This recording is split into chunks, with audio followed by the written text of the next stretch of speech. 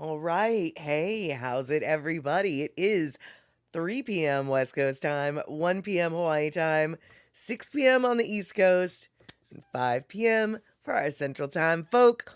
Central Time folk in the house. Hey, Rick, aloha this fine day. Right back to you. It is another beautiful 1080p day with the gear. What is Rick talking about on the Twitch side and on the YouTube side? And coming from the home base, we are broadcasting from 1080p. That is right. But if your Twitch is twitchy, you can use the gear to turn that down. And I'm guessing that if your YouTube is twitchy, you can probably turn that gear to turn it down as well. YouTube's usually a little bit more stable than Twitch, so usually we don't got to worry about that.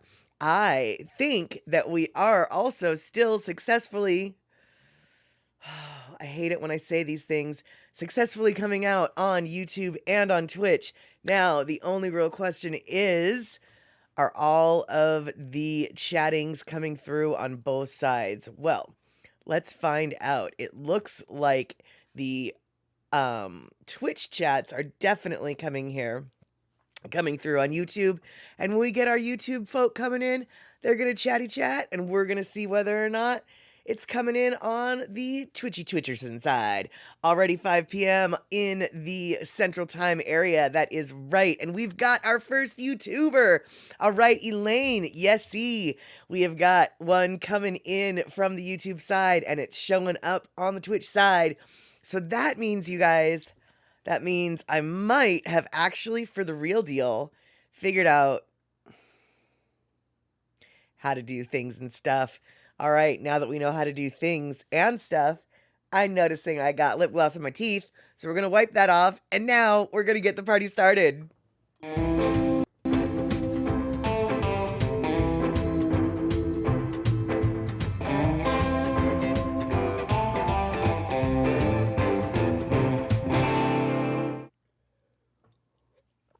Oops, I was a little bit early on that button click. I meant to take my sip before I clicked my click, but I did it backwards.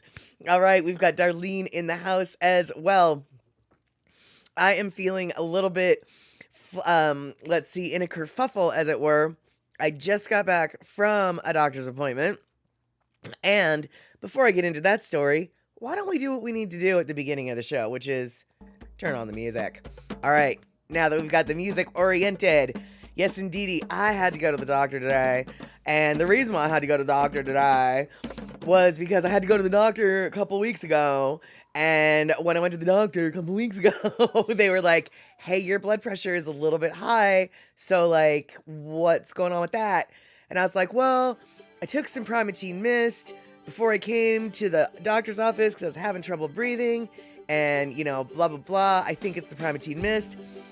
Because my blood pressure was stupid high. We're not even going to get into the numbers, but I mean, like, it was bad. So they were just like, we're not sure we believe you, so why don't you come back in a couple of weeks and we're going to take your blood pressure again. So I was like, all right, that's cool.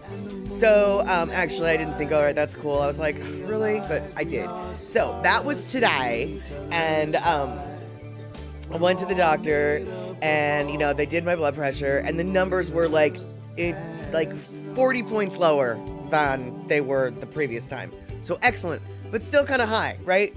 So they were just like, yeah, you know, yeah. And so they're like, look, we're going to test you one more time. We're going to give you 7 minutes to calm the flip and flip down. We'll be back in 7 minutes. We're going to do whatever. So I sat in the room for like 7 minutes and watching, you know, thumbing through YouTube and Facebook on my phone. So I'm watching this video of a car accident that happened yesterday on I-5. It was a wrong way driver on the freeway, and then someone's dash cam happened to catch not only the wrong way driving, but then them turning into oncoming traffic and like the actual impact and the whole nine. And so I see that video, and I'm like, oh, you know, I jump with shock at what I have literally just seen, right? Knock, knock, knock. Here comes the flippin' staff to take my blood pressure. And I was just like, oh, this couldn't have been, the timing just couldn't have been worse, right? So I was like, all right, here's my arm. So anyway, it dropped another like 25 points in that 7 minutes. And they were just like, what did you do in here? Did you like go into a deep meditative state or something? And I was like, no, it was, I watched a stressful video actually. And anyway, so as it turns out, given enough time, my numbers are normal. Like the nurse was just like, well, this is a very normal reading, so I guess we'll just let you go. She's like, I guess it was the Primatine mist and blah, blah, blah. So, so apparently I do have normal blood pressure, even after watching stressful videos on the phone. But the thing is, you know, I do think that part of the reason why my blood pressure was so high, all of the times that it was taken, other than the last time, was because I was really worried about whether or not my blood pressure was high.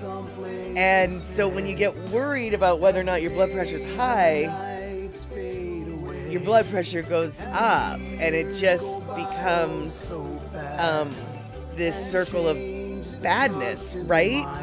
But as it turns out, I don't know if it was the stressful video that knocked me into normalness, or what I think it was, what I'm hoping it was the fact that I had been witnessing the numbers just dropping, dramatically stupid dropping, between my last appointment and this appointment. I think I must have convinced myself, your blood pressure's fine, you're just stressed about it, so stop being stressed about it. I don't know if that's really what happened, but 122 over something, and my doctor said, okay, we'll let you go.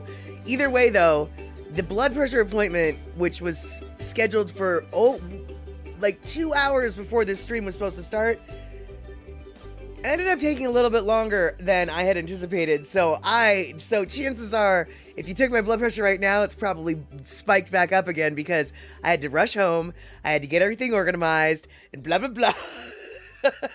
So, yeah. All right, so, Rick, get healthy, Mad Statter, because high blood pressure is only slightly better than no blood pressure. Yeah, exactly. No, high blood pressure is the last thing that someone like me needs. First off, you know, there's a history of high blood pressure in my family, and I'm not exactly the tiniest person in the world, and, you know, strokes and heart attacks on both sides of the family, right? I mean, you know, blood pressure is definitely the biggest thing I need to be concerned about. Obviously, as a person of size, diabetes is something to be concerned about, but my doctors for the last 20 some odd years have been very perplexed at how I'm not diabetic yet. They're always yet, you know. And so, but diabetes doesn't run in my family, and so that obviously it's something you need to be worried about as a person of size, but that is lower on my list than, say, you know, the blood pressure thing.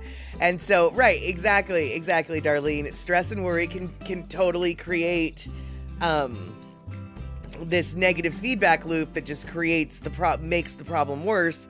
And so, yeah, Rick, if can, take a deep breath and hold. Yeah, you know, I didn't actually do that. I mean, I did take a couple deep breaths, and I guess maybe that that I did when I saw what I saw might have been a deep enough breath. I don't know. But what I do know is they finally let me go. They finally let me go.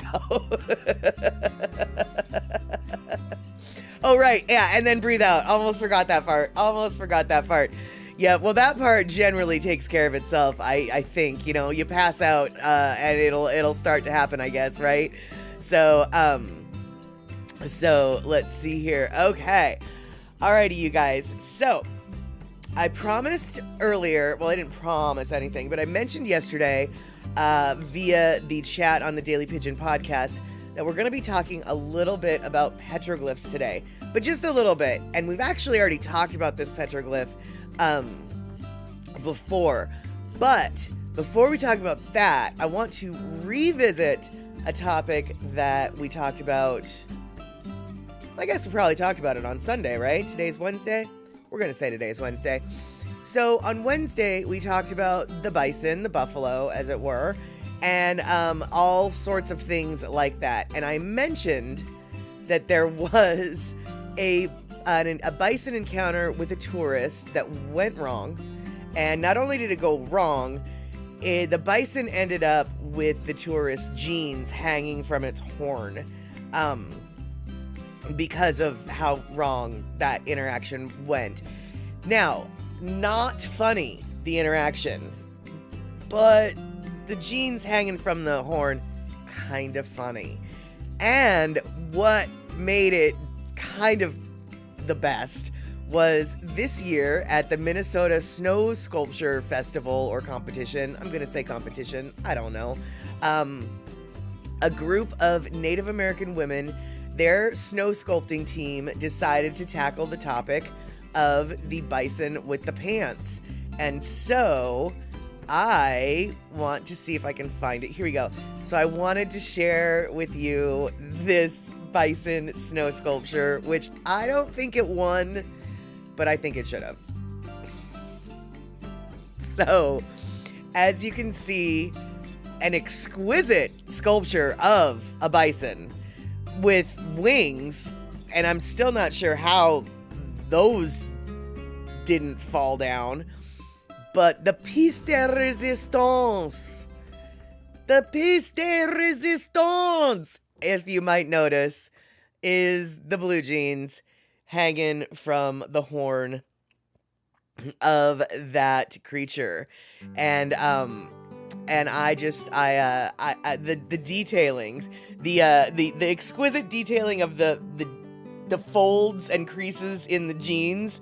I mean, this is really a good sculpture, right? I mean, it's, you know, regardless of the topic, which I think is hysterical, and I'm really glad that they used this as inspiration, but just, it looks great, right? I mean, the way the jeans are hanging in the air, the jeans look like they've got air flowing through them. It's just, I'm stunned by the artistry, really. You know, sand castles are nice.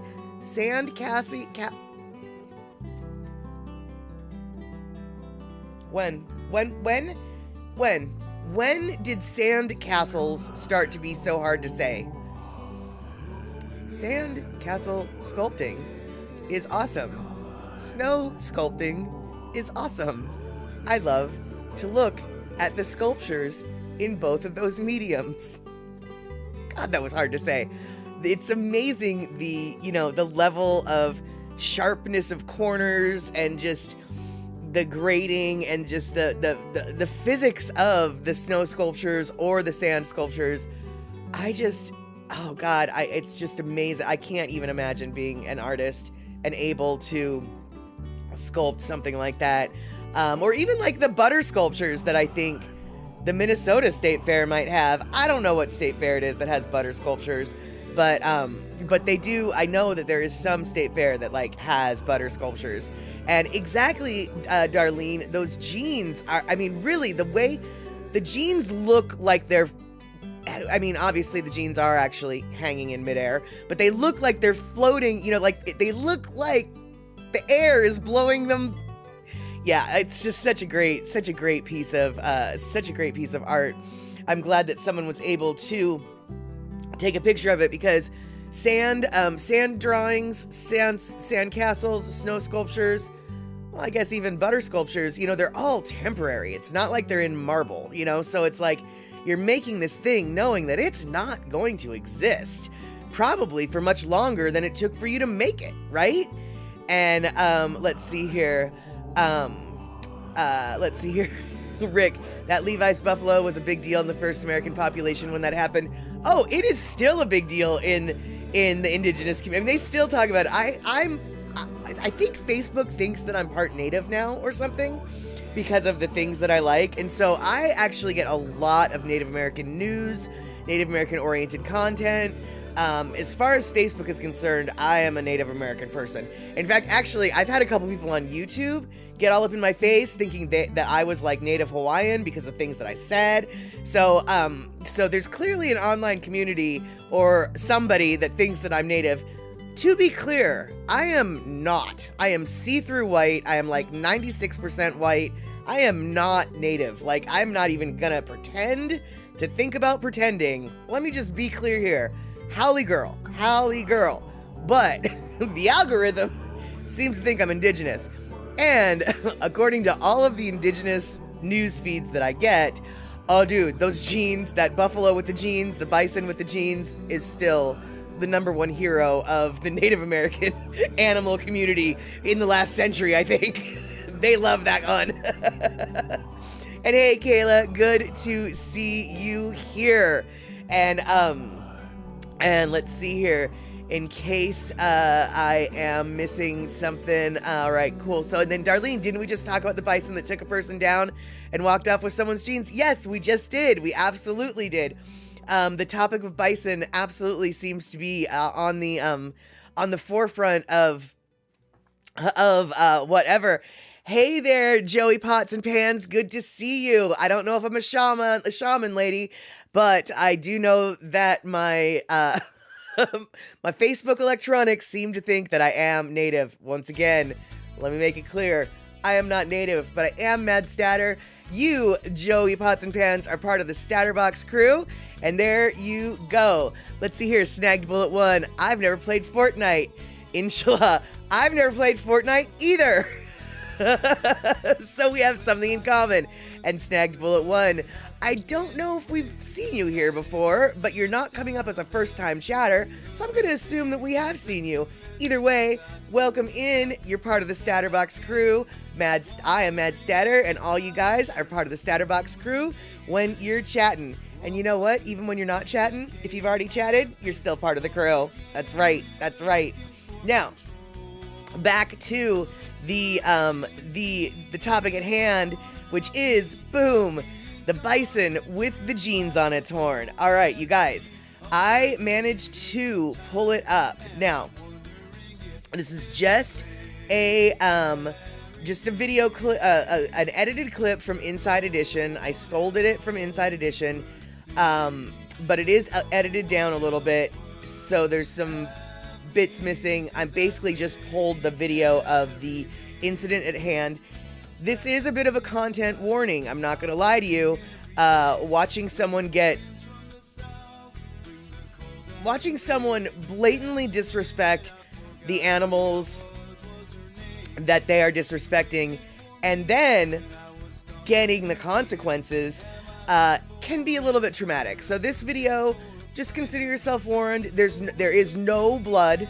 There's no real up close content that makes you see exactly what's going on, but you definitely know what's going on. And let me just tell you, I think bison are the kings of F around and find out. So, we're gonna see that video in just a second, but I'm gonna say, Larsman777, howdy. All right, coming on in.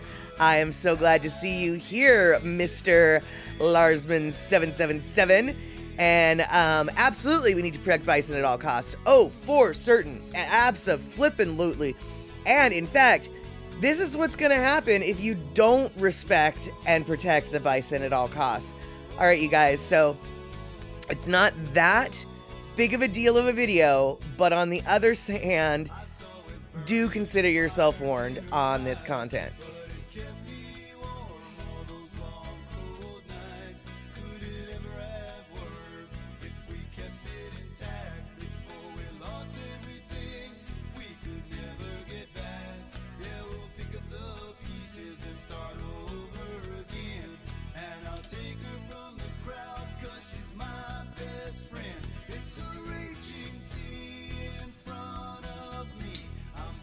Tossed and turned like a boat.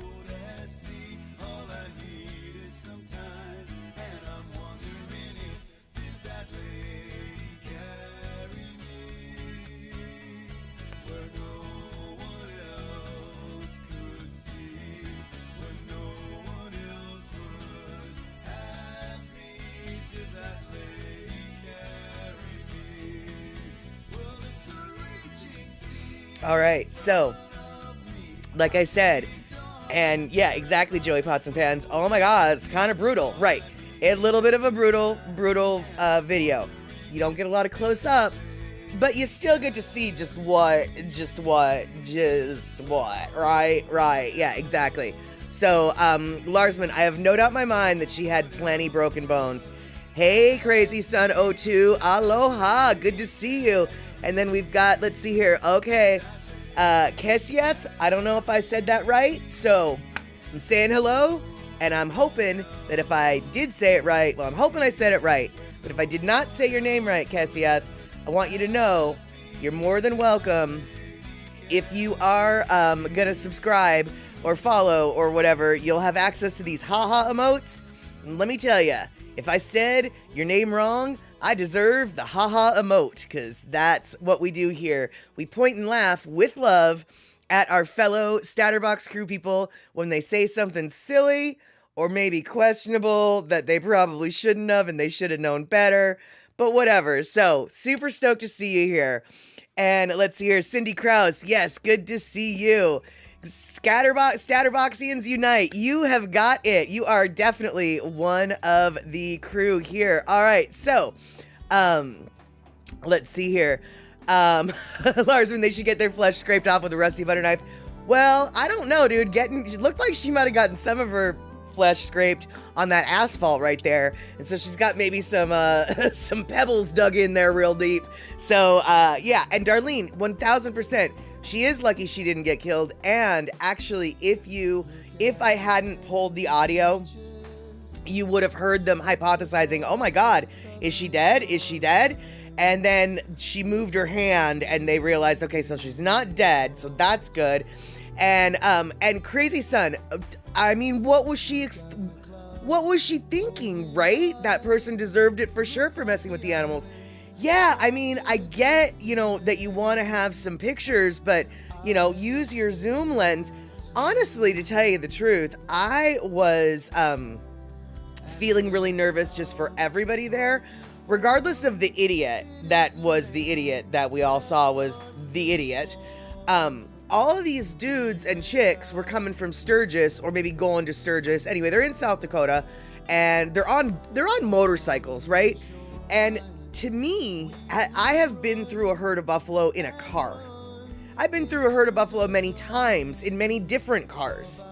And being in a car in a herd of buffalo, I still didn't feel safe. I still felt like if that buffalo really wanted to do something to the vehicle, it was big enough to do something to the vehicle, right?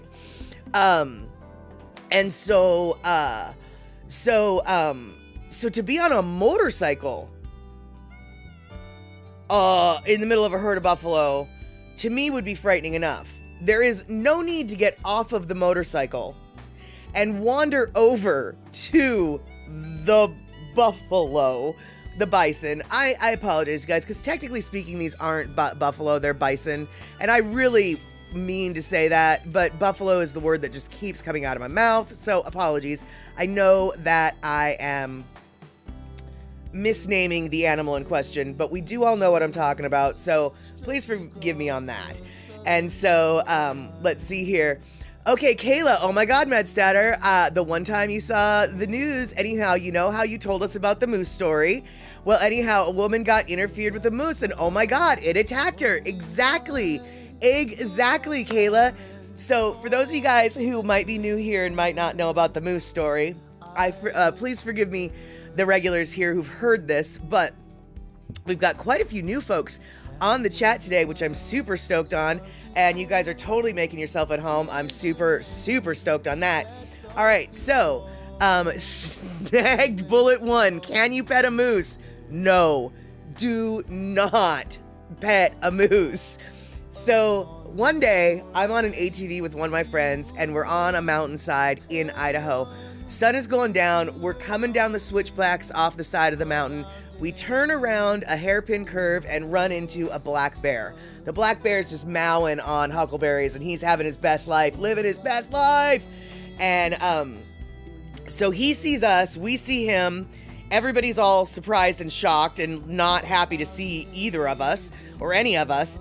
So the bear takes up just straight up the hillside, regardless of the trail, regardless of whatever. He just goes up the mountain. So I was like, okay, phew. So continue on down, a few more hairpin curves. I turn a curve and I am face to face with a baby moose, a moose calf, a baby. And so I look up and I see the mama moose. Oh, so boom, I put the ATV in reverse and start to go back around the corner. Now my friend who's on the back of the ATV, he's just like, so we're going back to the bear? And I was like, oh yeah, we're going back to the bear.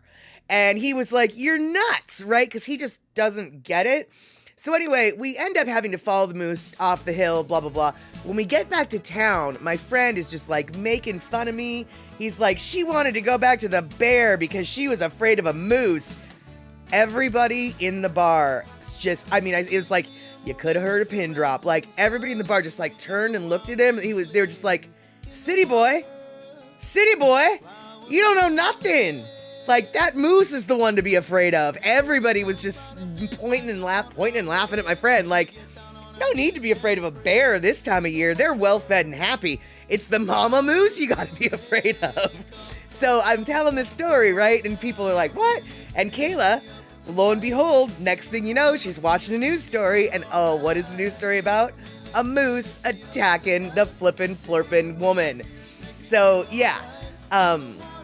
So yeah, exactly. Always look out for Mama Moose Larsman. And seriously, my first thought when I turned that corner was, oh my God, here's the first calf. Where's the twin? And I'm sure the twin is behind me now because that's just how that works. Now, as it turns out, there was no twin, but that was my thought, was like, oh no, there's going to be a second calf. And I'll bet you it's right behind me. And I'll bet you I'm between the mama moose and her baby. And now I'm going to die.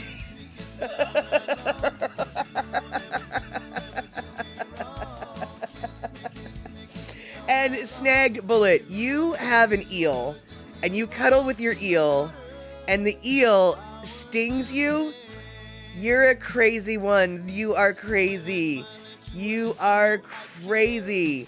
And it looks like you let it hang out with you and it hangs out on the couch. I don't know if I believe you. Not because I don't believe you, but because eels need water, don't they? Eels aren't amphibians, are they? You can't just like hang out with your eel on the couch, can you? You're pulling my leg. Feel like you might be pulling my leg. And Kessia, you're a sea lion and I would definitely attack her. Love it. Love it. So, all right, going back up, because I know I missed some things. Kayla, and then I see this news story of a girl decides to throw a rock at a sea lion, and it's like, are you serious? Yeah, the sea lion didn't even attack you. Yeah, seriously, another thing, sea lions are no joke either, just like for the sizes of them, right? And yeah, exactly, Darlene. Any wild babies you see in the wild, just get away from them. The mommy is close by, and chances are the mommy is going to be dangerous. Exactly. And Crazy Son, you stepped on an eel one time. You got angry. Imagine how the eel felt, man. All right, so I've been sitting here talking, chatting. Haven't been able to say hello to Pennell, hello to Terry in Scotland, and I know I missed some other folks too, so I'm scrolling on up to see who else I missed. I think I missed Cindy Krause. Hey, Cindy Krause, good to see you. And let's see here, Gina, hey, how's it? And, all right, who else am I not seeing? Oh, Pacola T, that's right. Pacola T popped her head in, reporting from somewhere off the Panamanian coast until you lose the internet. Fantastic. For those of you who don't know, Pacola T, because we might not know this, Pacola T is on a cruise right now. I think I'm going to say it's a 20-day cruise. It's more than a 3-hour cruise. I'm going to say 20 days. I might be lying. Not on purpose, but that's what I'm saying. It's 20 days. 20-day cruise from one side of the Panama Canal to the other. Now, no, it doesn't take 20 days to go through the Panama Canal. It does take about a day though, and she sent me some pictures, but I didn't download them for the stream, so we're not gonna see them right now. However, we might see them on Sunday. Wait, Sunday? Yeah, on Sunday. And so let's see here. Crazy son, if you stepped on a snake, you would attack it with a brick. Well, that's now silly kitten. That's unnecessary. Silly kitten, that's unnecessary. Because here's the deal. It might not be a snake worth hitting a brick with. Because if it's just a garter snake, then it's no big deal.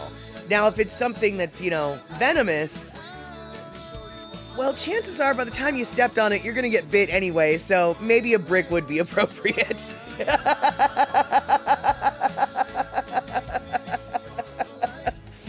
And yes, I did call him a kitten, right? Meow. I did call him a kitten, right? Meow.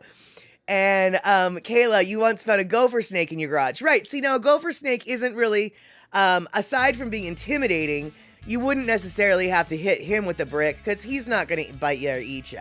And right, exactly. I like garter snakes too, Pinnell. I mean, well, that's not true. When you pick up a garter snake, it makes your hands smell stinky. So I don't really like them like that. But,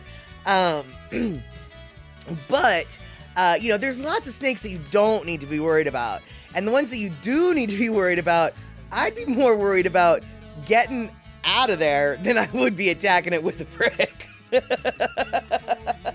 And exactly, Terry in Scotland, do you know how fast rattlesnakes are? Faster than me. Faster than me. Then again, I'm not very fast, so that's not necessarily saying that a rattlesnake is fast. I'm just saying they're faster than me.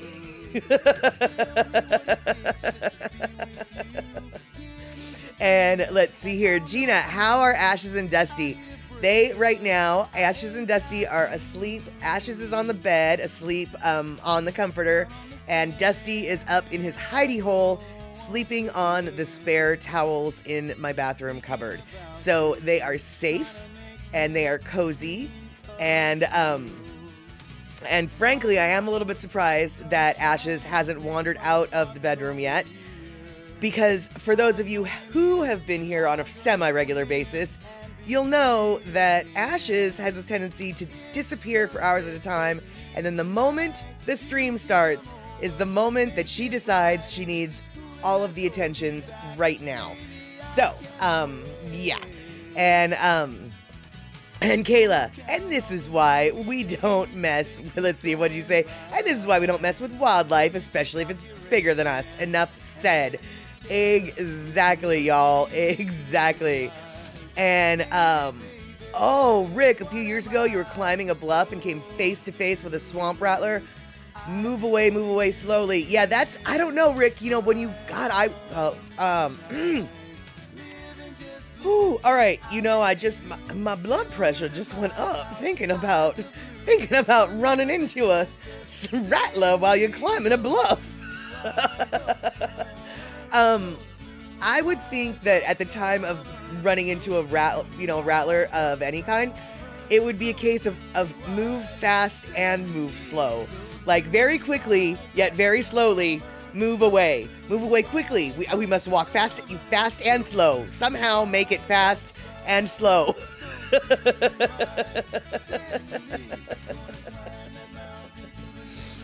Yeah, no, I don't like that.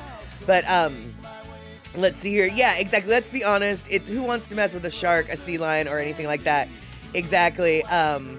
Yeah, Rick, no climbing the rocks. Only way to go is back down. Yeah, exactly. Move away slowly and then really fast.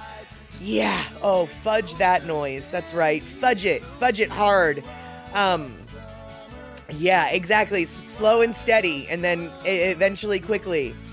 And Kayla, what is a rattler? It's another name for a rattlesnake. And so, they got that little rattle at the back, so they call them rattlers. And so it's rattlesnake, babe. And I think I don't need to tell you that rattlesnakes, they be scary. Yes, you know that. You know that they're scary. You might not know what they are, but they are scary. Exactly. Oh, heck no. Bye. I am out. Yeah, exactly. Exactly. You got it there. You got it there. Yeah, exactly. Darlene, right, exactly. Moving slowly, not to startle it. Right, I get it. But at the same time, it's just like, oh, I want to get out of here fast. And so, oh, hey, Music is Life. Good to see you. You should got your sleeping bag in the Mojave Desert, and a snake came out. Oh, no. Oh, no. Yeah, they like to be warm. They like to be warm. Oh, no. I hope it was just like a generic snake, not a rattlesnake. But when you say you're in the Mojave, I'm thinking that it is not just a random snake. So, yeah.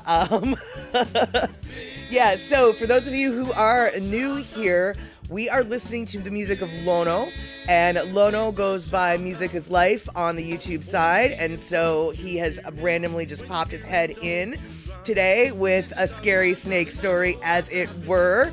I've never had a snake in my sleeping bag, but I did go camping out in the middle of the Columbia River on a sandbar, and the sandbar was known for snakes.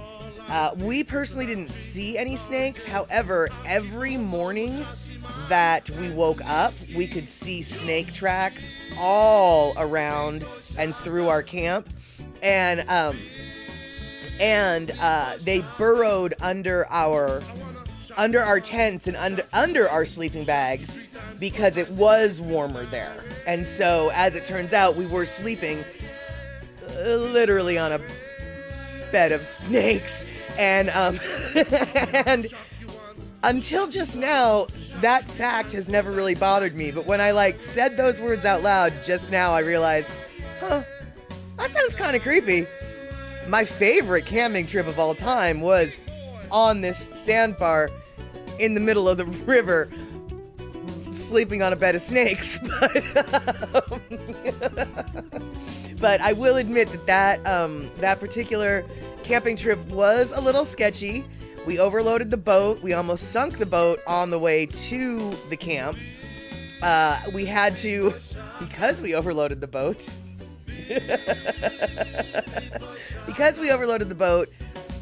we had to then take the boat ashore and drop off half of us. So this is literally what happened. Okay, so the sun is going down, the boat is overloaded, and so we realized we have to offload some stuff. We're just not going to make it unless we offload some stuff. So the boat goes ashore further up the river, and 4 women, I was one of the 4 women, get off the boat. And so 4 people have left the boat. So now the boat goes and leaves us there on the shore, right? Well, we look up and there's this truck that's up on the dirt road by the river, and it's 4 dudes. And so basically what these dudes just saw was a boat came, dropped off 4 chicks, and then left. Now, if that isn't the start to some kind of dirty movie, I don't know what is. But as it did not turn into a dirty movie. There was too many mosquitoes. But anyway, so they came down, asked us what the heck was going on, whatever. We built a fire, had good times, waited. The boat went to camp, dropped everybody else off, came back and got us. I mean, it's not like we were deserted. But I'm sure those 4 locals were just like, well, people are just abandoning their women. Like, what is going on here?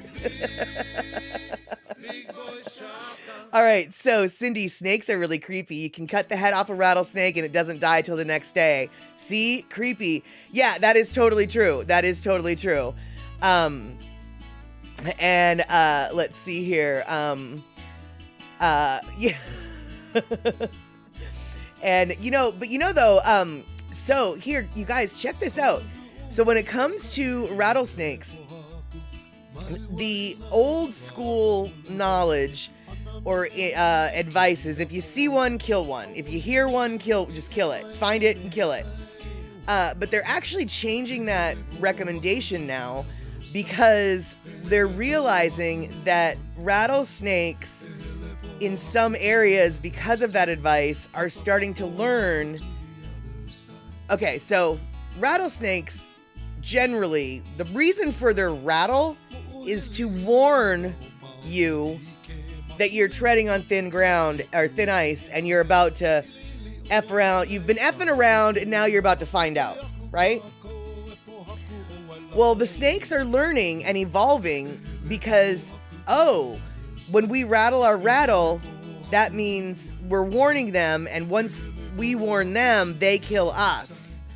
So the rattlers are evolving to not use their rattle and just lay in wait silently so you don't know they're there. And that's not helpful. That's actually not in our best interest at all. And so so they're starting to just say, hey, how about you just don't kill them? Which honestly is probably a good rule of thumb. I mean, if you're obviously in danger and it's like chasing after you, then by all means do what you need to do. But basically it's better to relocate it than it is to kill it, is what they're saying now. And so, exactly, Kayla, from now on, let's leave the wildlife alone. And exactly, Cindy, it's nice of them to warn us, like a growling dog, right? Right, exactly. And so by killing them after they've warned us, we're basically evolving them into, yeah, we're not going to warn you anymore. And frankly, I like to be warned. I'll listen to the warning. Now, I mean, I don't listen to everybody's warnings. I have a pretty good history of not listening to a lot of warnings. But when a snake gives me a warning, heck to the yes, you better know I am listening to that flippin' warning. And yeah, exactly, Pinnell, there are snake specialists who just remove the snakes. Exactly. Relocate it. Relocate, relocate, relocate. And, let's see here. Darlene, and there are a couple different kinds of rattlesnakes. Hold on, let's go back up. So they aren't warning. Yeah. So they aren't warning and not good, not helpful at all, just striking out worse. Exactly. Plus, if not threatening you, just walk away. Exactly. Because, and that's the whole thing. It's like when they rattle, it generally means, hey, you're getting too close. And so chances are I didn't know that rattler was there. So I appreciate the warning. And, oh, the rattler is coming from over there. How about I walk over there? Okay. We've got an agreement. We've got a good agreement, right? So let's see here. And yeah, exactly, Gina. Yeah, if only it were that easy when we keep spreading and taking over the wildlife's turf. Yeah, it is. Yeah, we definitely do have some wildlife crossings, as we saw with the video of the lady who needed to take a picture of a bison. And her pants. And her pants.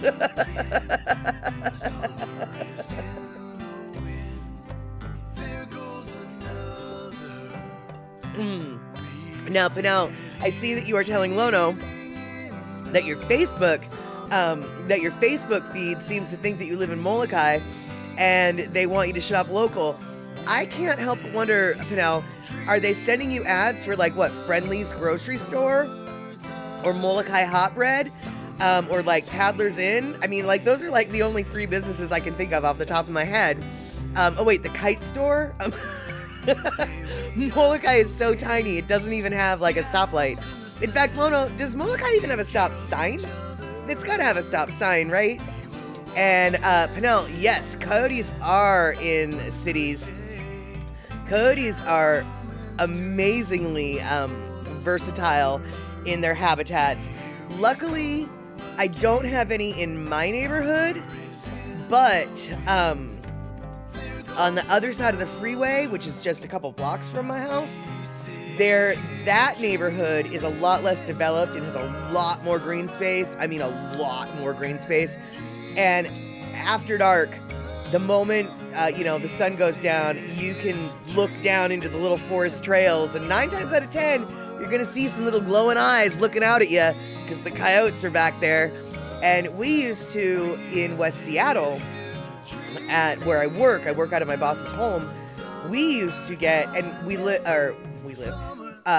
the home is on the Longfellow Creek watershed. So it's a greenbelt along the longest unpiped river system in the city of Seattle. And so there's a lot of wildlife, etc. And there used to be a ton of coyotes that lived there. However, I don't know what happened. One day they just stopped being around. And the reason why I know that the coyotes are no longer around, aside from the fact that I don't see them that much anymore, is since I haven't started seeing the coyotes, the bunny population has exploded. Like, I didn't even know we had bunnies in West Seattle like we do. There are so many bunnies in West Seattle now. And honestly, I think it's because the coyotes aren't here anymore to eat them. And by the way, they're wild bunnies. They're not domesticated bunnies. They're actual, like, wild bunnies. And so I'm kind of surprised. Like I said, I didn't know that we had that many bunnies. And Pinnell, okay, lots of ravines in Toronto. Yeah, and there comes a point where ravines are just so steep and so unstable, you don't build on them, and so they stay natural. And lots of hidey holes in natural spaces for the coyotes, right? And okay, so music is life, Lono. You do have stop signs on Molokai. All right, you've got stop signs, just no stop lights. Got it. And let's see here. Hold on. Where are we going here, Cindy? Got to tell you about a 6-foot rattlesnake who was stretched across the garden gate. I've never seen one outside a picture. Hope to never see one again. Scared me more than I care to admit. Yes, you're a major chicken. Well, I would have been freaked the flying fork out. My God, Cindy. But were you in a car or were you walking? Because if I was in a car, I wouldn't be that freaked. I mean, I would be. I'd be freaked out. But obviously, I wouldn't feel unsafe. But if I was like walking across the Golden Gate Bridge and I saw that, I would maybe consider jumping off the flipping bridge. Because as we have established earlier in this stream, I don't run faster than a rattlesnake. No, I don't know how fast a rattlesnake goes. It doesn't matter. I feel fairly confident that I don't run faster than it. Period. End of story. So, let's see here. Pinnell, people drowned in the ravines. Not allowed to build in any in Toronto. Okay, wow. Oh, it was in a garden. I thought you were saying it was a bridge. Oh, so it was in a garden that you ran years ago in San Miguel. Yeah, no.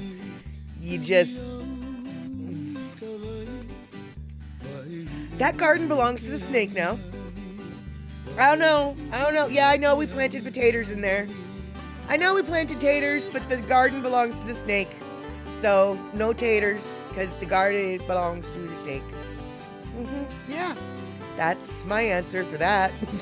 Belongs to the snake. And Pinnell, coyotes in Toronto interbred with wolves. I'm not surprised about that. And honestly, I feel like there's more coyote-wolf hybrids in the world than the scientists care to admit. And I say that because apparently there's not supposed to be any wolves on the Olympic Peninsula in the state of Washington, but one of my friends accidentally adopted a wolf from the Olympic Peninsula. It was a stray husky puppy that was found in the dump. So he got it from the Humane Society. But then the dog kept growing, and it kept growing, and it kept growing, and it kept growing, and it kept growing. And eventually one day, many years into the dog's life, the veterinarian was like, I can't put this in your dog's file because it's illegal to have a wolf, but you, sir, have a wolf. And if I put it in its file, then we'd have to kill it. So if anyone ever asks you, this isn't a wolf, but in my professional opinion, you, sir, have a wolf. So he accidentally adopted a wolf. And I don't know how the wolf got onto the Olympic Peninsula. I do think, though, that there's some sort of coyote crossbreeding, and they are there or something. I don't know. I just know that scientists say there are no wolves on the Olympic Peninsula, And my experience tells me otherwise. And, oh, wow, Cindy's throwing down small town facts. Lono, you got 2 gas stations on Molokai. San Miguel only get 1. No stoplights either. All right. Let's see here. Terry, black mamba snakes are territorial. They rear up to your eye level and chase your butt down. No. Terry, I reject your reality and substitute with my own. And I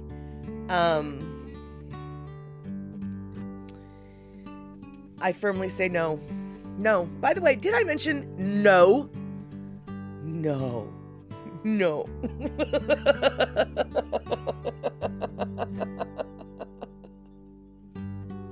Oh my god, you guys.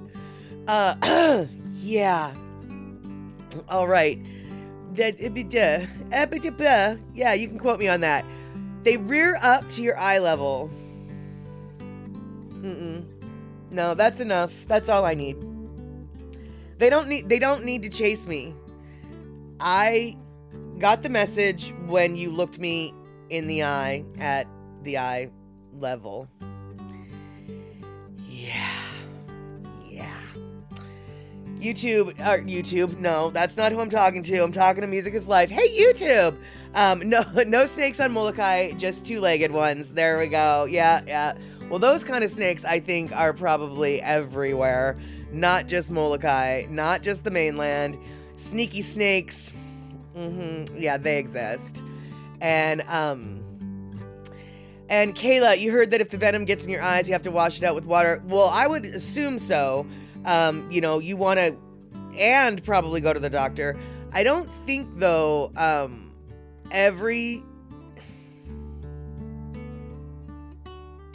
I don't know what I'm talking about. But I don't think every snake can spit their venom. That being said, I don't know what I'm talking about. Even if that were true, I don't know which ones it is. So we should probably just all act like every snake can spit venom now that I think about it. Yeah.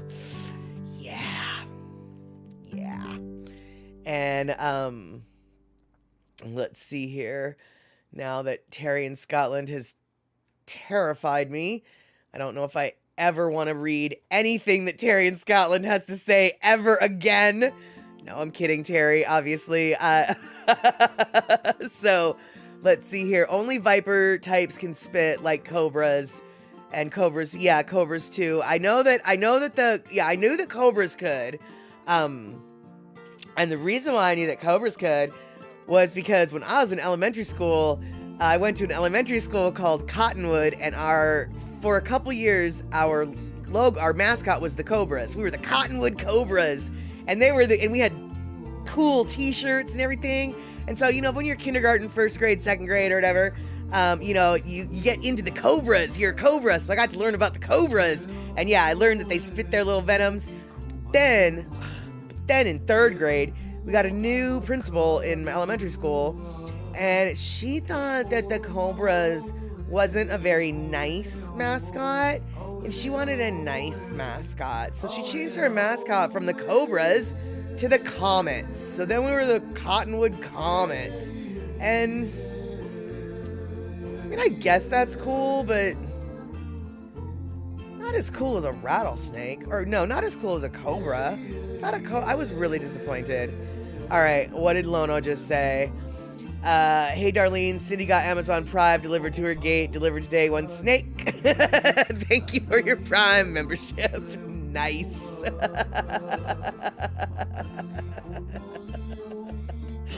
Oh, shoot, Cindy, that rattlesnake got his head shot off, and he's still coiled up with headless parts standing tall. Oh, tell me that no stay creepy. Yeah, no, that stay creepy. Oh, God, no way. Yeah. All right. Oh, Terry, I didn't mean to scare you off. But yeah, you got to go get your stream ready. For those of you who might be getting bored with this and have no desire to continue chatting about scary snakes, Terry in Scotland for the last several days and for the next couple days is going to be streaming Ken Burns' country and western country music masterpiece. So I think it's like a 5-part series on the American country music, and I think he's on day 3 now, but I could be lying. I don't think I am. Anyway, if you're a fan of country music, if you're a fan of music history, or if you're a fan of Ken Burns, or all 3, you need to check out Terry in Scotland's stream this week. Also, I believe actually next week he'll probably be doing some Ken Burns stuff too. I know that last week he was doing some Ken Burns stuff, and so Terry does seem to be on a Ken Burns streak, which I happen to love. But this particular week he's showing the country music stuff, and I tell you what, that is my favorite Ken Burns series possible. So we will be raiding into Terry in Scotland at 4:30. That being said, he's going to be starting to stream at 4, and so if you don't want to miss anything with that particular stream, then by all means leave this one and go hang out with Terry. Or what I like to do sometimes is double dip. So do what you will, but yeah, definitely check out Terry in Scotland. And if you don't go check him out, once we're done here, I'm going to raid on over there, so you're going to check him out anyway. There you go. And so let's see here. Gina, permission to post a link about venomous snakes from the CDC. Yes, Gina, you certainly can. If I don't remember if I've got the settings so you can. So if you can't, okay, first off, feel free. But if it doesn't show up, then maybe send Rick or me the link, and then we can show that link. And so there you go. Cindy ordered steak. Keep that or donate it. We'll send the steak you ordered. I don't know if you mean snake or steak, music is life, but I'll take a steak. I'll take a steak. I don't want a snake steak. Yeah, I don't want a snake steak. I just want a steak. Not the kind that you put in the vampires, but the kind that you put in my Tommy. Yeah, there we go. Hey, Pussycat. Good to see you. And exactly, Cindy Krause, steak is good. No creepy snakes. No creepy snakes. But that does actually remind me of a story that I heard on Terry in Scotland's stream last week, I think it was, when he was, as Gina said, on a Burns binge, still on the Burns binge, Ken Burns binge. Anyway, last week he was talking about how the railroads, it was the West. It was Ken Burns' series on the Western United States. And one of the little anecdotes in that particular series was this family that lived out in the middle of nowhere. They ended up having this guy who was, going through town or whatever, stay with them for a little while. And it turns out he had been accused of murder, or he had murdered somebody. But the dude who, the father of the family that this guy was staying with, didn't consider it that big of a deal because the guy needed to be killed anyway, because this was the Wild West, remember? So the killer, having done his time, is now back out, whatever. The killer is at their dinner table eating dinner. Well, earlier that day, the boys had found a rattlesnake, and they killed the rattlesnake. They skinned the rattlesnake because they wanted the skin, and then they noticed all this good meat. So they took the meat home to Mom. Mom deboned it, cooked it all up, and made a gravy and served it for dinner. Well, the mom was like, how about we don't tell our guest what we're doing here? And so the boys did their best not to tell the killer what he was eating, but they still, they were kids. They still couldn't help themselves. So they were talking about rattlesnakes, or what it would like to eat to a rattlesnake, and blah, blah, blah, rattlesnake. Finally, the guy, in the middle of his, if anybody tried to feed me rattlesnake, I'd kill him. at the table because everybody at the table knew that he was eating rattlesnake. So then Mom just calmly picks up the dish. Would you like more chicken, Bob? So yeah, they were eating chicken. Have some more chicken, Bob. Yeah, that's so. So apparently rattlesnake, though, are really good eating. I've known people who've eaten them. And so, okay, so let's see here.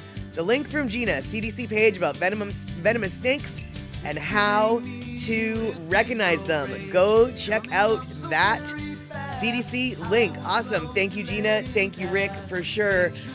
Because as someone who lives in an area with no venomous snakes on the west side of the mountains where I live, I'm woeful or, blissfully ignorant into how to identify a poisonous snake. So, that link's probably going to be very helpful for me. And exactly, Darlene. Oh boy, silence. You could drop a pin. Exactly. It's just like, would you like more chicken, Bob?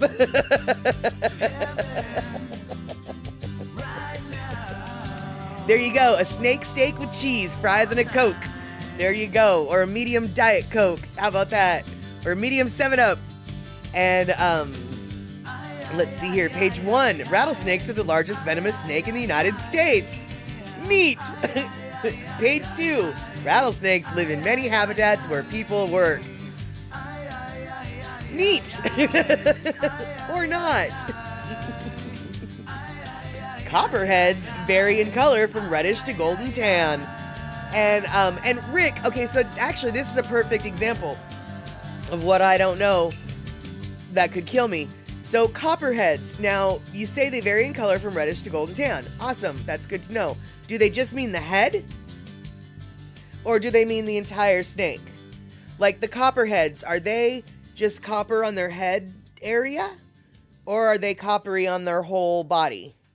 So this is an example of what you don't know could kill you. There we go. And anyone for a snake kebab, you get to keep the rattle. Well, Lono, don't try to feed that to Bob. He would kill you. Now, if you told him it was chicken, maybe it's good to go. And let's see here. Darlene, Rick's brother up north, has eaten turtle, snapping turtle. He made a stew, said it was delicious. Don't tell Thomas the turtle. Oh, Rick, brilliant. See, I had no idea. Copperheads are not usually aggressive, but will often freeze when they're frightened and will strike in defense if threatened. Okay. That's good to know that they're not, like, overly aggressive. I feel like, now, obviously, I don't know what I'm talking about here, but I feel like cottonmouths are aggressive. But I literally just, like, made that up in my head for some reason. I mean, I don't know. Did I make that up in my head? I feel like water moccasins, cottonmouths are aggressive, but I could be wrong. I hope I'm wrong, because I don't know what I'm talking about. Puzzy Cat, you've had shark, gator, and oysters for breakfast, but rattlesnake is one of those things you just didn't eat. There you go. I don't, to my knowledge, I've never had shark. Actually, to my knowledge, I've never had gator either. My sister says gator tastes sort of like fishy chicken. And then obviously I've had oysters. And yeah, I've definitely haven't had snake either. And yeah, Cindy, you've mentioned that whale meat was kind of like steak, which I guess doesn't surprise me. I mean, they are mammals, just like cows. But gosh, I just would never have anticipated whales tasting like snake. No, steak, not snake. Now I've got snake and steak confused. Great. Gina, you've never had oysters. Well, let me be clear. Let me be very clear. Like, supremely crystal clear. When I say I've had oysters, I don't mean I've had oyster shooters off the shell.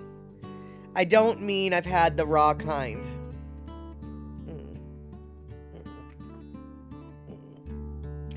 I mean, I've had them cooked on the half shell. I've had them deep fried. I've had them prepared lots of ways. Always cooked. Never the way a lot of people eat them. I don't do that. Now, if you do that, obviously, Gina, you don't because you haven't. But if you one day do, I'm not going to look down my nose at you. What I am going to do is look into you in awe, like, how can you do that?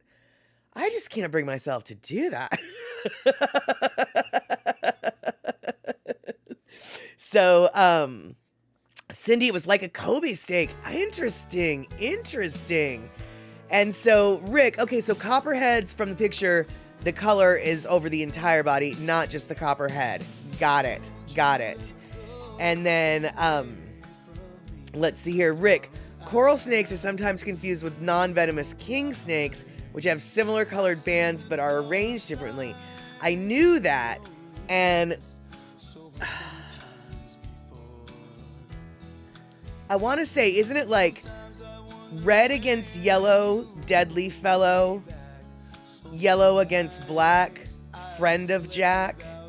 I think is how you remember, because the bands of the coral snake and the king snake are black, yellow, and red. They're just organized in a different way. So when the red is against the yellow, he's a deadly fellow. But yellow against black, he's a friend of Jack, means he's not bad. I think that's how that mnemonic goes. But when faced with a red, yellow, and black striped snake, just assume it's venomous, okay? Okay. And Pussycat, exactly. I don't eat raw oysters I don't eat oysters raw anymore. Water is too polluted. They're filter feeders.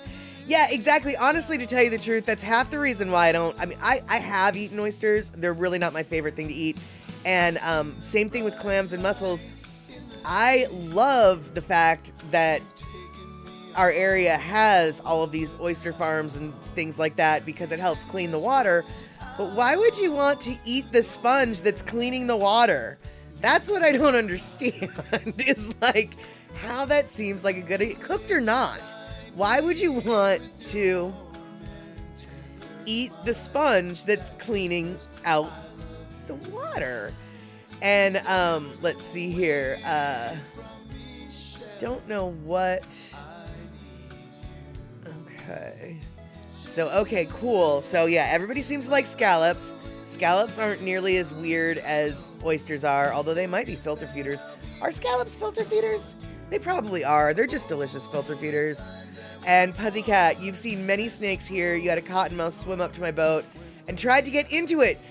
That's what I'm talking about, man. I don't like that snake. Like, I'm not suggesting you go around killing snakes willy-nilly, but that kind of snake, no. I feel like maybe that kind of snake might need to not be near me. Yeah. And let's see here. Okay, let's see. Thomas here, Ninja here, Snappy Turtle. We got them all. And let's see here. Cindy Krause, your theory is all snakes are to be avoided. Yeah, a lot of people feel that way. I, unfortunately, am stupid. I don't feel that way. And I used to, as some of you might know, have a boa constrictor that was eventually, I don't know, got to be about 8 feet long, 8.5 feet long. I eventually had to rehome it because it was too big for me to handle safely alone. He was starting to look at my cats like they were food, which meant I couldn't let the snake roam my house freely, unsupervised. So you know, and the cage was just too small to not allow him to roam freely. But I can tell you that when it comes to snakes, and I think large spiders, because I'm I'm afraid of spiders. There is, I think, some sort of primal fear instinct that some people have it, some people don't. Because I have seen some of the biggest, buffest, scariest, not afraid of anything dudes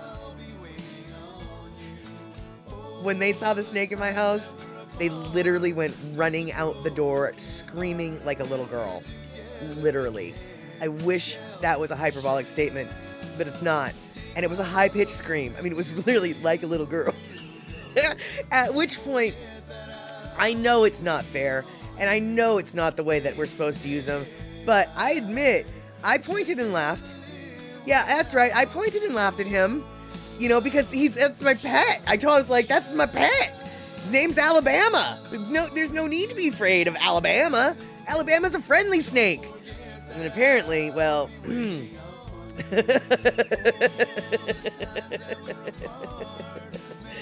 apparently not everybody agrees with that.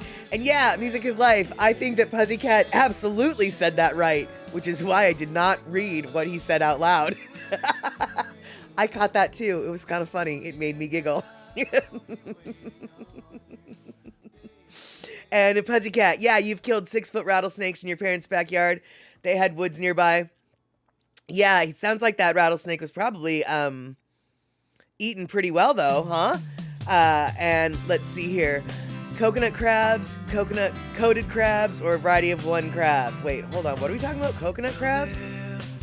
Coconut crabs. Hold on. Oh, Cindy Krause. Scallops, shrimp, fish are all good, but have I ever tried coconut crab? That is one bomb crab. Got it. And so...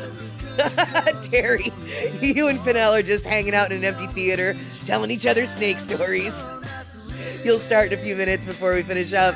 Okay, cool. We've got about 15 minutes before we wrap up. So I guess your Wednesday cinema is going to be a little bit late today. But that's all right, though, because I'm going to, like I said, I'm going to raid on over there.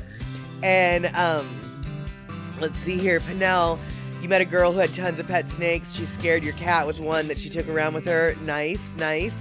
And yeah, Cindy, so the coconut crabs are huge land crabs, right? Which is just bizarre to me. Okay, so you have eaten one, because I feel like I've talked to somebody who's also eaten a coconut crab, or maybe it was a different type of land crab. And they said that the flesh wasn't very tasty. It was kind of muddy. Sort of like in the way a catfish can kind of taste like the mud that it lives in. I was told that coconut crabs, I mean, maybe not all of them, but the one that this person had, he said that it kind of tasted muddy. So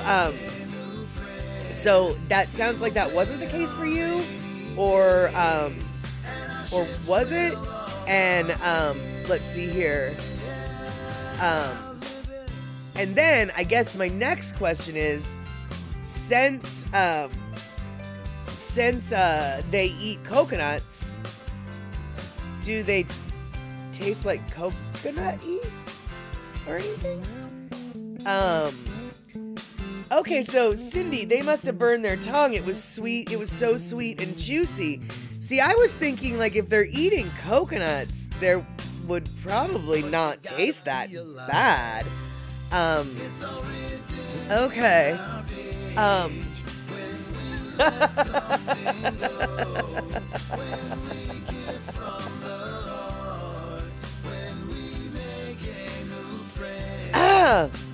Yeah, music and life. You've been bitten there, but not by a snake. Well, maybe oh no, you've been bitten.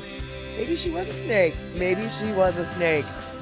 Or maybe were you bitten by a snake there, and then she had to suck the venom out of it? Is that what's going on there?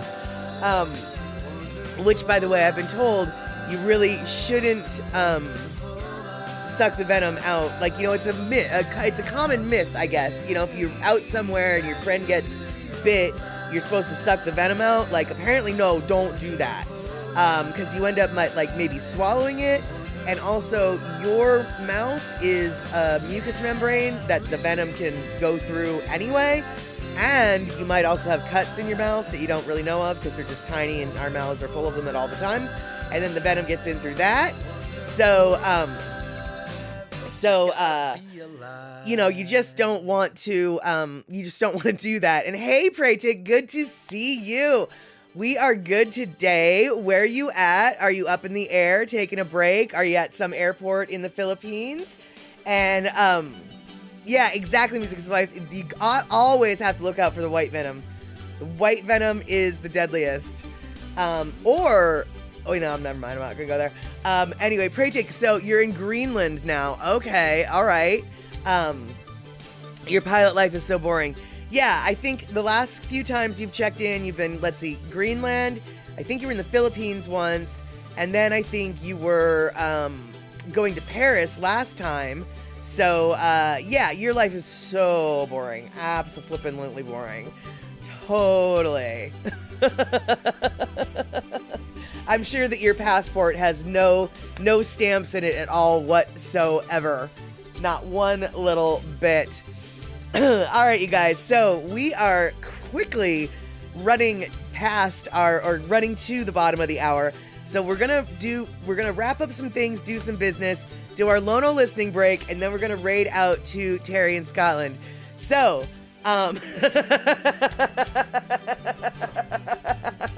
Rick threatening the sword of no mercy to Lono.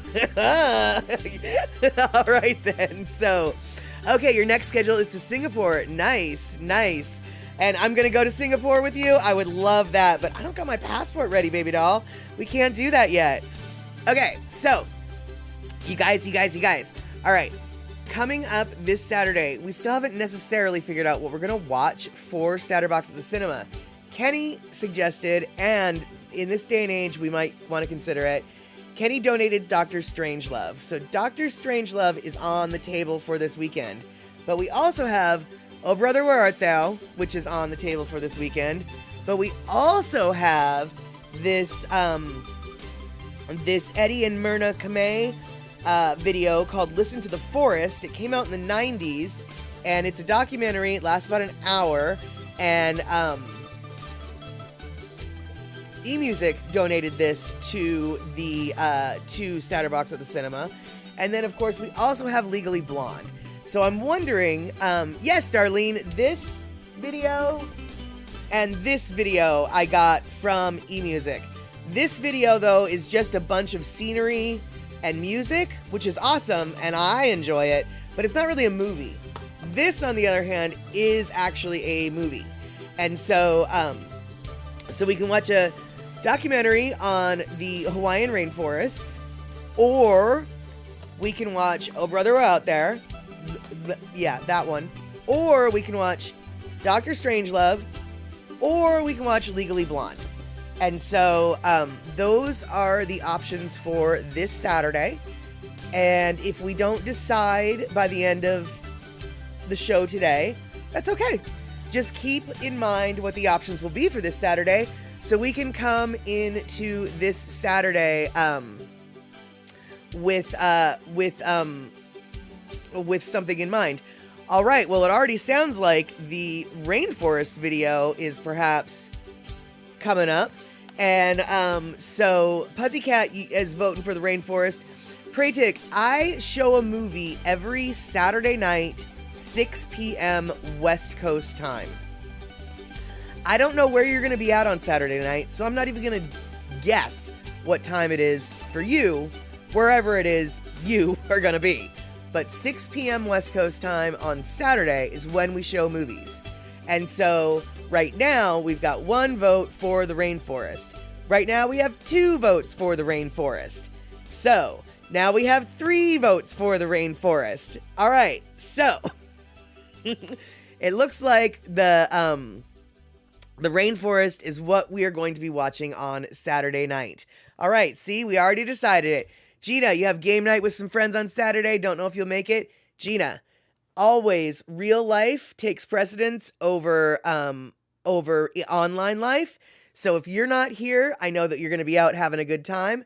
No problem at all. No worries, no hurries. And Praytik Val, we're going to be showing 6 p.m. Saturday. We're showing the rainforest. You got to go. Hopefully you can come back and check it out with us. Awesome. It is time to fly. All right. There you go, baby doll. Okay. So we are almost ready to fly here as well.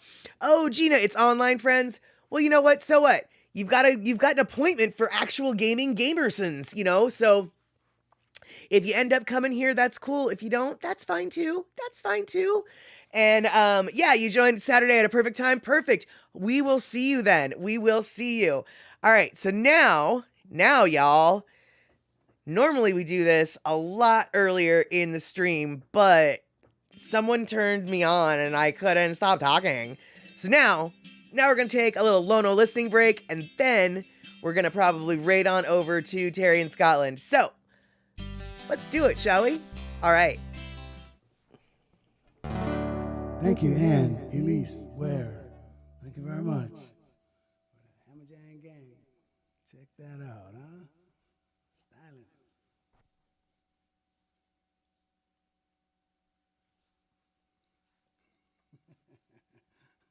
You got it straight? Okay, yeah. Right there. Okay, let me see. Make sure the body is straight, okay? Let me see. Okay.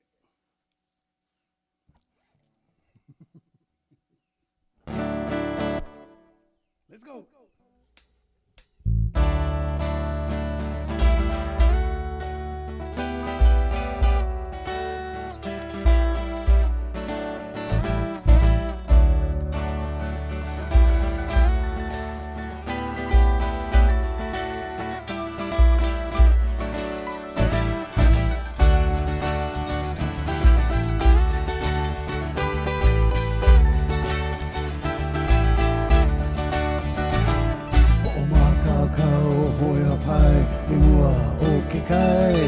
E vaini hoe wā, me kane hoe wā o Molokai. Amalo, holo holo mai, e kauna kakai.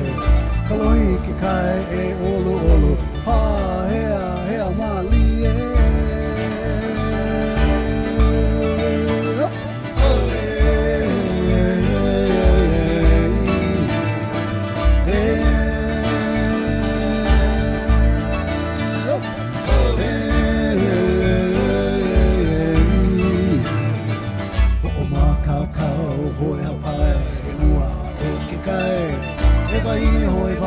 Kane hoi wā o Molokai. Kamalo, holo holo mai, e kana kakai. Kalohi ke kai, e olu olu, pa hea mali e.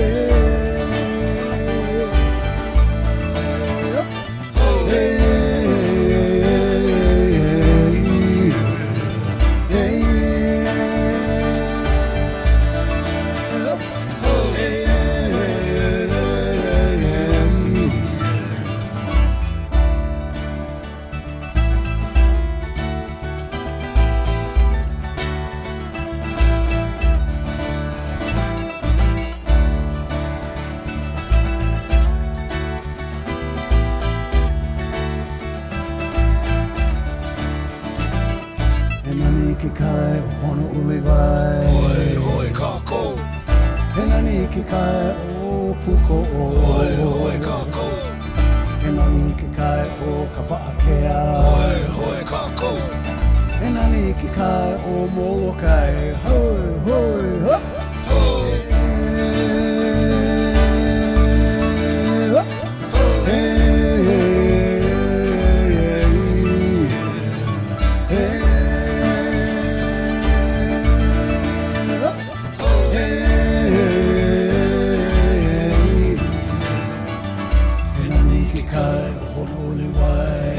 hoi, hop, hoi.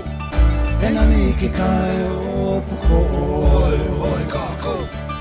E nani ke kai o ka pakea oi oi kako. E nani ke kai o Molokai hoi hoi hop hoi.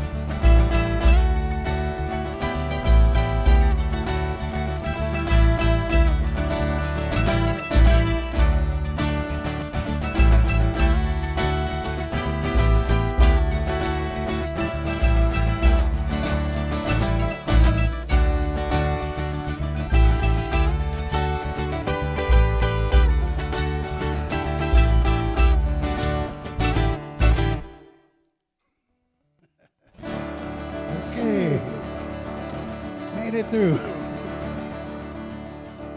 Thank you, Ann. Thank you very much. All right, there we have it. Such a great Lono tune. I always just, well, I don't like to say that I sing along because I don't really know if what I do is sing, but I warble and howl along with it. Such a fun song, such a fun song. All right, you guys, so we've got about 3 minutes left, which means just enough time to thank everyone hanging out today. I want to thank you guys for being so welcoming to all the new folks that we had at the beginning of the stream. I'm not sure if they're still hanging out or not, but I love it when new folks come on over, and I love it when they fit like a glove, and they really did seem to hit the chat running there with you guys. So I'm super stoked that we were able to bring in some new folks into the crew. And I want to thank everyone for their subs and gift subs and biddies, etc., etc. I want to thank Terry for getting ready so we can do a raid. And I want to thank you guys for helping me decide, or helping us decide really, what we're going to be watching on Saturday. So remember, Saturday, 6 p.m., we're going to be watching Listen to the Forest. Sunday, 5 p.m. West Coast time, we're doing Chatter with Statter. And then Wednesday, you know, it's that weird time again. It's 3 p.m. West Coast time. Now, we're going to have, remember, this weekend, you guys, is a time change. So, I need to think on Sunday at 5 p.m. we will be having a stream. Wednesday is where the sticky wicket might be, so let me figure that out. It's daylight savings time and my brain. Yeah, Puzzycat, exactly. You're picking up what I'm trying to lay down. It's daylight savings time this weekend, so I know that our Arizona people and our Hawaii people don't have to worry about it. Everybody else does, though, and I can't really remember what that means for things and stuff, and so on Sunday, we'll have Wednesday figured out. But Sunday, I can say for certain, 5 p.m. West Coast time, it will be Chatter with Statter. There we go. And Gina, yeah, it's 6 hour difference from the next, yeah, that requires math, and I have to carry the pinky and then bring over the thumb and then make sure that the decimal point carries over properly. Yeah, I can't do that in my head.